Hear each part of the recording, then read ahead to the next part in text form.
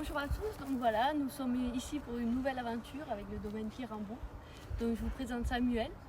Donc Samuel Totoli, je suis aujourd'hui le directeur du domaine Quirambourg, donc à Kaysersberg, et on est en plein cœur du Grand Cru Schlossberg. Ok, en tout cas c'est magnifique. On peut voir vraiment un paysage à couper le souffle.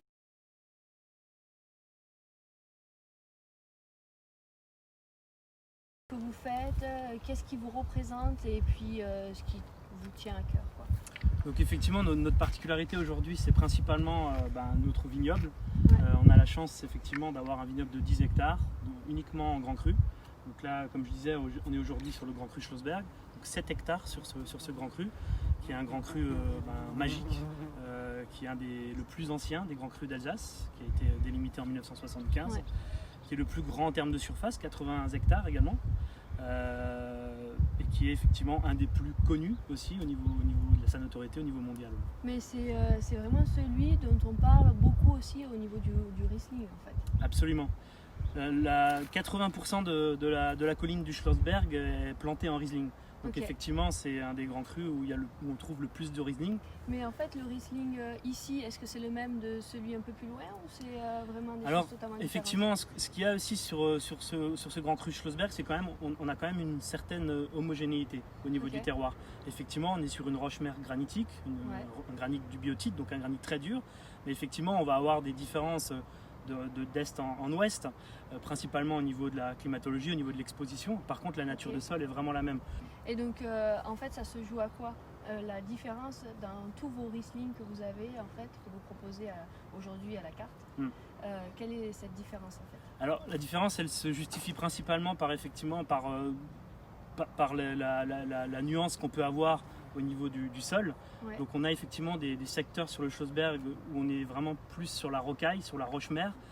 D'autres secteurs où il y a un peu plus de terre, il y a un peu plus d'argile, et c'est ce qui va faire principalement les nuances.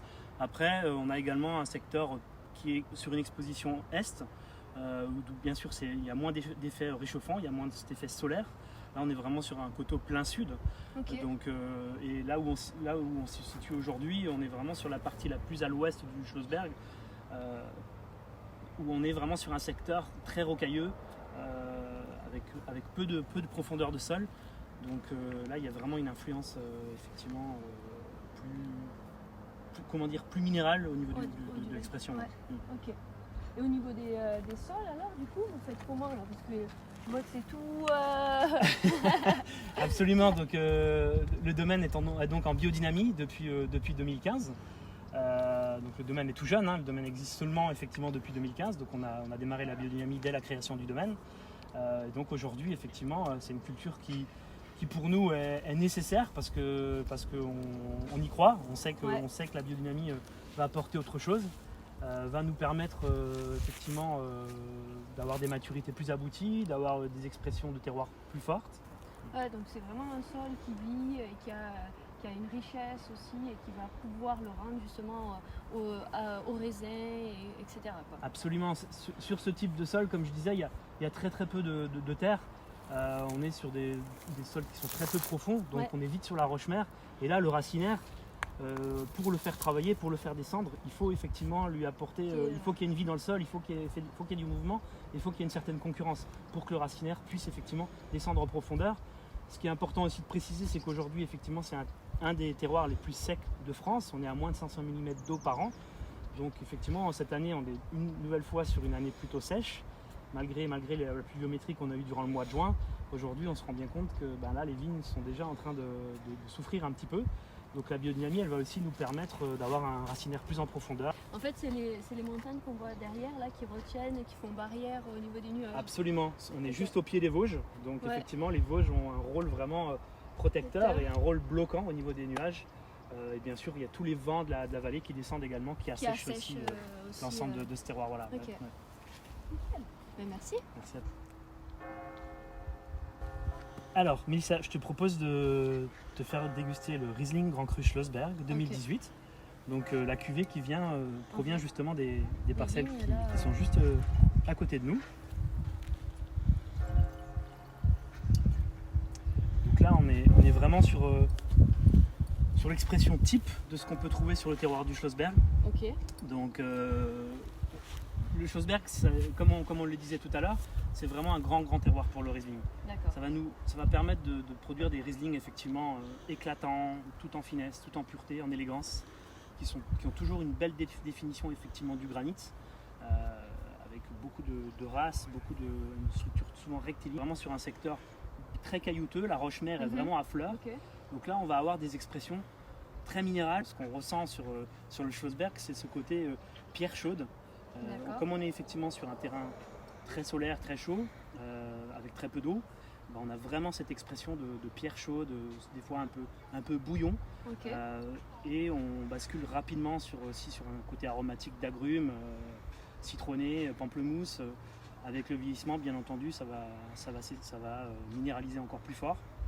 Mais en tout cas, sur ce secteur-là, on a cette minéralité beaucoup plus rapidement.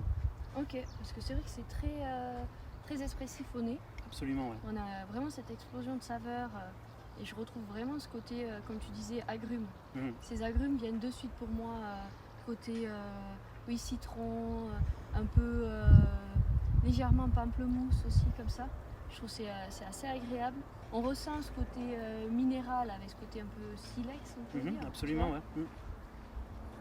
On parle souvent effectivement de silex, de pierre à fusil, c'est absolument ça. Ouais.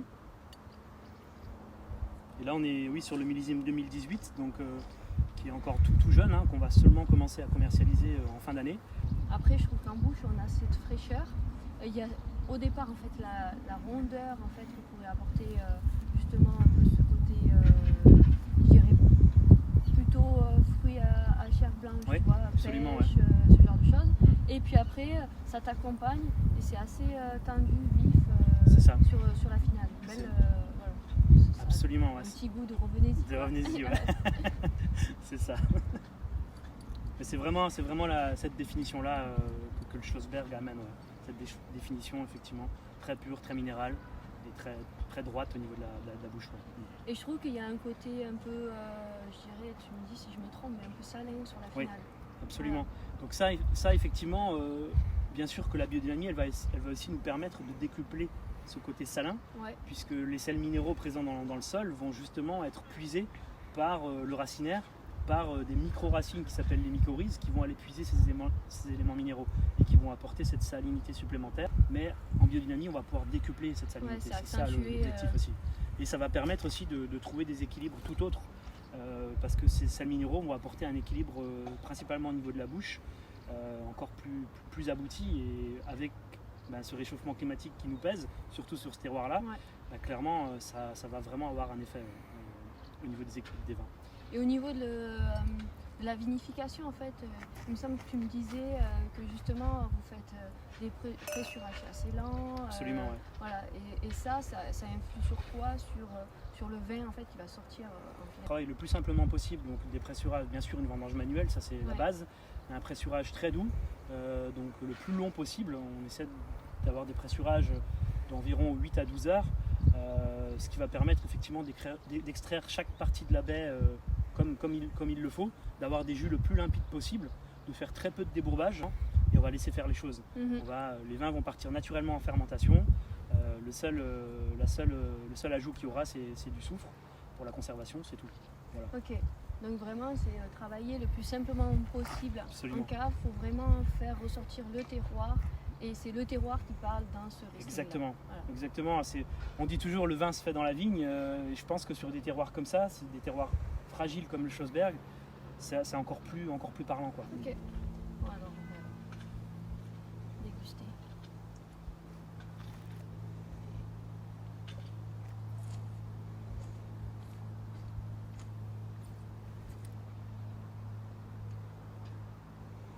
Ouais, j'apprécie beaucoup ce volume de bouche et justement après sur la délicatesse qui vient ensuite. Parce que moi c'est les vins qui me parlent un peu plus. J'aime les vins avec de la tension derrière, donc c'est assez agréable. Et là on peut vraiment jouer la carte bien sûr des poissons, des fruits de mer, plutôt des poissons d'eau douce. Jouer la carte des poissons grillés. Ça peut fonctionner également sur certaines viandes blanches, bien entendu. pareil, pas spécialement travailler avec de la sauce, plutôt jouer sur le registre des viandes grillées ou éventuellement juste avec un petit fond délicat. Faut vraiment jouer, c'est un vin qui doit accompagner un mets délicat, quoi, clairement. vous avez entendu. Il nous met l'eau à la bouche avec tout ça. Eh ben, merci. Merci à toi. Santé. Santé.